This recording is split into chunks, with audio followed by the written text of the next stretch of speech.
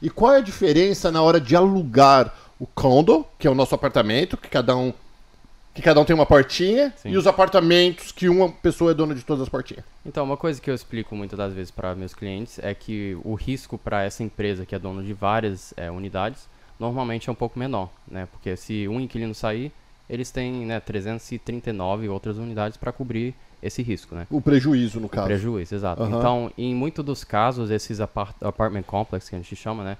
Normalmente é bem menos burocrático para você poder entrar. Eles exigem menos. Exigem bem menos, exato. O condo já, às vezes, o proprietário é dono de só uma ou duas ou três no máximo unidade. Então, para eles o risco é bem maior. No caso, eles exigem depósito maior, exigem, né, uma comprovação de renda um pouco melhor, uma pontuação de crédito. Então o que você está falando, só para eu quero ver se a gente entendeu. Então você está falando, por exemplo, eu sou dono de um condo, eu sou dono de uma portinha. Eu vou mandar para o Welcome Home, que é onde você trabalha, na Florida Exato. Connection, para colocar para alugar. Só que eu vou falar assim, Jonathan, eu só vou deixar entrar no meu apartamento se a pessoa tem que ser pelo menos residente, a pessoa tem que me dar pelo menos 2 depósitos, não interessa, é o que eu quero. Exato. Não quero animal. Eu posso colocar as próprias regras porque o apartamento é meu. Exato. Né? Então são um tipo de regras. Então pode ser, né, sei lá, condomínio de condo, né? E pode ser regra diferente para cada porta. Para cada né? portinha tem uma regra. Às vezes o proprietário de um exige 4 depósitos, às vezes um exige só um. Outro exige só um, né? E agora já falando dos apartamentos, né? Que os comuns, que nós falamos assim. Aí geralmente você falou que eles são mais leves nas regras. Em alguns casos, né? Tem apartamento que tem restrição contra visto também. Então tem apartamento em que se você tiver um visto de turismo, praticamente o prazo do seu contrato tem que ser o prazo do seu visto. Então visto de turismo, eles não permitem visto de mais de 7 meses.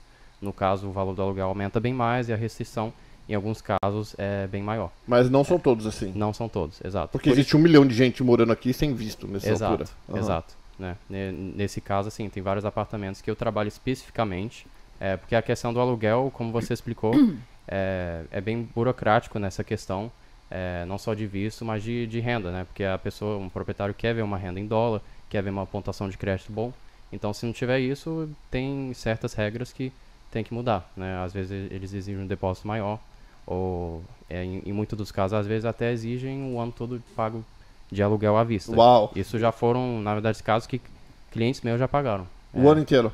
O ano inteiro, exato.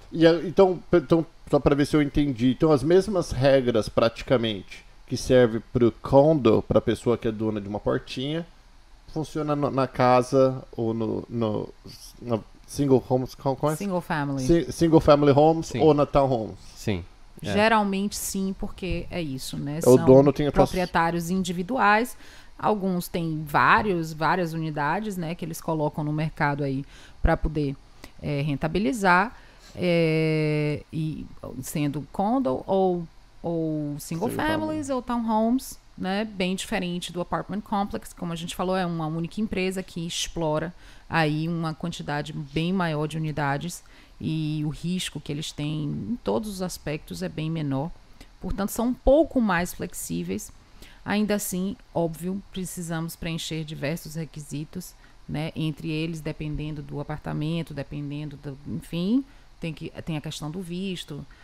Outro ponto que a gente até mencionou que seria interessante você falar é sobre a aprovação quando você vai numa single family, nos townhomes e condos, que você também tem que ter aprovação, né? Do HOA, que é como se fosse o nosso condomínio aqui, né? Aí no Brasil.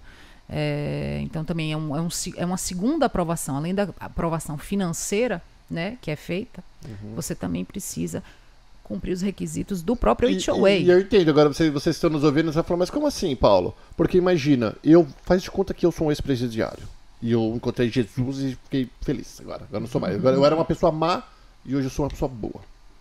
Aí eu vou falar assim, poxa vida, eu não me incomodo de alugar para pedófilos. Dá um exemplo, pelo amor, eu quero que essa raça morre. Né? Essa é a minha opinião pessoal. Mas vamos fazer de conta que esse cara não se incomoda. Só que aí vai ter a restrição que você está falando do condomínio. Porque o condomínio vai falar, não, nós não alugamos para pedófilos e ponto. Isso. É isso, mais ou menos isso. Estou dando exemplo do pedófilo, que é uma raça que ninguém gosta. né? Mais ou menos isso. Você tem regras do próprio HOA. Não são todos que impõem esse tipo de regra, mas existe também, então é importante todo mundo saber. Às vezes fica, mas é tão difícil, é tão burocrático. É um outro país, né, Paulo? Acho que é importante colocar isso. São outras regras, as pessoas têm outras formas, né, outras, enfim, outros standards, né, que você precisa cumprir para poder estar dentro do sistema daqui, né, americano. Tem que seguir a regra. A regra existe por um motivo, e mesmo que a gente não entenda o motivo, a regra tem que ser seguida, ou então você vai procurar outro condomínio. Bem Exato. simples, né? Se você escolheu ficar ali, tem que seguir aquela regra.